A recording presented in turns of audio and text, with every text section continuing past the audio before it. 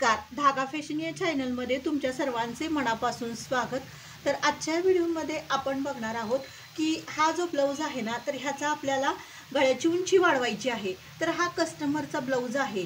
तर त्यांच्या ज्या कस्टमर माझ्याकडे कायम ब्लाऊज ड्रेस शिवायला टाकतात, तर त्यांच्या बहिणीने हा त्यांना ब्लाऊज दिलेला आहे, कारण दोघींचं माप एकसारखं आहे। पण प्रॉब्लेम काय झालाय की त्यांचा जो गळा आहे ना, त्यांच्या बहिणीने जो ब्लाऊज दिलाय त्यांचा कमी आहे। म्हणजे हा गळा जो आहे 8 इंच आहे आणि त्या गळा वापरतात 9.5 इंच।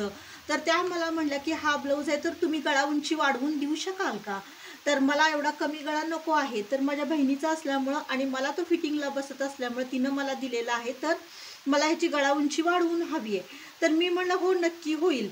तर आता आपण बघणार आहोत की ह्या गळ्याची कमी गळ्याची उंची आपण कशी वाढवून घ्यायची, म्हणजे गळा उंची जास्त कशा पद्धतीने ठेवायची। तर हे बघू शकता। आता हा आपला गळा आहे, 8 इंच हा गळा आहे। तर आपल्याला इथं 1.5 इंच वाढवायचा आहे।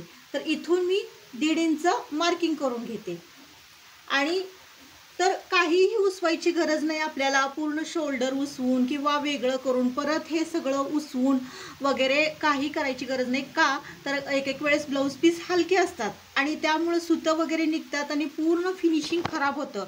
त्यामुळे अगदी खूप सोप्या पद्धतीनं तुम्हाला मी कमी गळा कसा वाढवायचा हे सांगणार आहे। त्यामुळे कुठेही उसवी करू नका, कुठेही शोल्डर उसवू नका, कुठलेही पार्ट ओपन करू नका, आहे असाच, पण फक्त खालच्या साईडलाच कसं कट करून वाढवायचं ते मी आज दाखवते। तर इथून मी मध्य केलेला आहे या दोन्हीचा आणि इथून 1.5 इंच मी मार्किंग करून घेतलेलं आहे। त्यांना फक्त 1.5 इंच वाढवून हवा आहे आणि हा जो आहे ना, ह्या दोन्हींचा मध्य करायचा आहे। म्हणजे इथला पण तुम्ही पॉइंट काढून घ्या, इथला मध्य काढून घ्या बरोबर, कारण गळा तिरका वगैरे व्हायला नको, त्यासाठी ही दक्षता घेणं गरजेचं आहे। म्हणजे बघू शकता हा मधला पण इथलं काढलेला आहे, ह्या दोन्हींचं मध्य करून पण हा पॉइंट इथला मी काढलेला आहे। आणि बरोबर इथून म्हणजे आता पट्टी वगैरे ठेवू नका, कारण पट्टीनं स्ट्रेट येईल लाईन।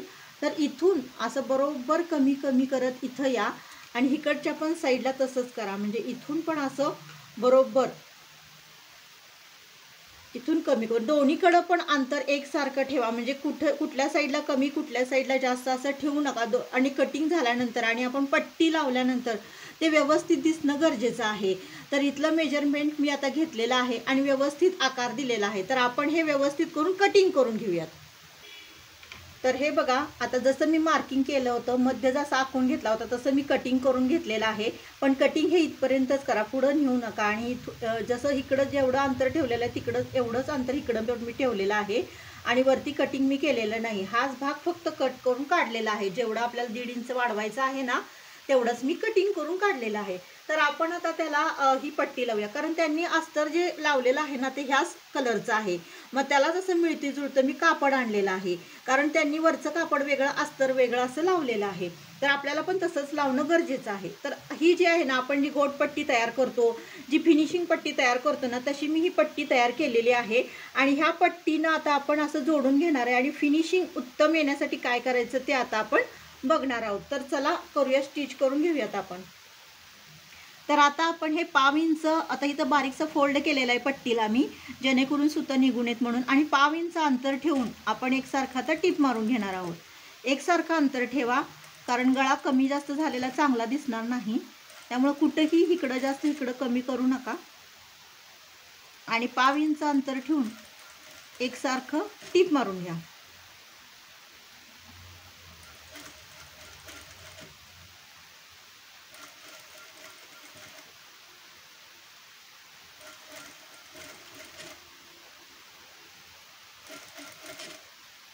जिथं आपली कटिंग संपते तिथपर्यंत येऊन थोडंसं वरती या आणि तिथंही असं जादा कापड होत असेल तर कट करा आणि त्यालाही असं 1/2 इंच असं इथं फोल्ड करून घ्या जरा असं पट्टीला आणि इथून असं आतल्या साईडला घ्या।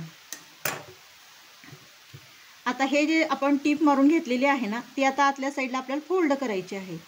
तर ही अशा पद्धतीनं आतल्या साईडला हे कापड ढकला आणि वरून जरा वरून घ्या, म्हणजे अगदी जिथून आपलं जॉईंट चालू होतो तिथून घेऊ नका, म्हणजे ते फिनिशिंग इक्वल होईल आणि आपण जोडले असं दिसणार नाही। तर हे बघा, वरून अशी मी दाब टीप घेतलेली आहे पूर्ण इथपर्यंत इथून सुरुवात केली आणि इथून असं पूर्ण दापटीप मी घेतलेली आहे आणि ही पट्टी बघा आतून अशी जोडल्या गेलेली आहे। आता ह्याला आपण हेमिंग करून घ्यायचं आहे, तर तुम्ही ही पट्टी जोडल्यानंतर त्याला हेमिंग करून घ्या आतनं, म्हणजे आणि जरा फिनिशिंग खूप छान दिसेल। आणि पूर्ण तयार झाल्यानंतर तुम्ही इस्त्री करून घ्या, अगदी खूप सुपेरियर आणि खूप छान वाटतं आणि कुठंही फिनिशिंग इचमीट झालंय किंवा कुठं खराब झाले असं अजिबात दिसणार नाही। बघा किती छान आणि आहे असा गोल गळा सुंदर तयार झालेला आहे, कुठंही वेडावाकडा नाही किंवा कुठेही फिनिशिंग वरती सूत वगैरे आले असं दिसत नाही। म्हणजे सगळ्या गोष्टी उसवून आपला वेळ वाया जाण्यापेक्षा आणि सगळं पूर्ण ब्लाऊज खराब होण्यापेक्षा तुम्ही खालच्या साईडला 1.5 इंच कट करून जर अशी पट्टी जर जोडली तर खूप व्यवस्थित आणि कमी वेळेमध्ये तुम्ही गळा तयार करू शकता। तर मैत्रिणींनो, हा व्हिडिओ तुम्हाला कसा वाटला ते नक्की कमेंट करून सांगा। ज्या आपल्या नवीन मैत्रिणी शिकत आहेत किंवा ज्या आता सुरुवात केलेली आहे त्यांना तर हा व्हिडिओ फारच उपयोगी ठरणार आहे। तर अशा पद्धतीने तुम्ही गळ्याची उंची वाढवून गळा तयार करू शकता। तर तुम्हाला व्हिडिओ आवडल्यास लाईक शेअर आणि सबस्क्राईब करा। भेटूया नेक्स्ट व्हिडिओमध्ये।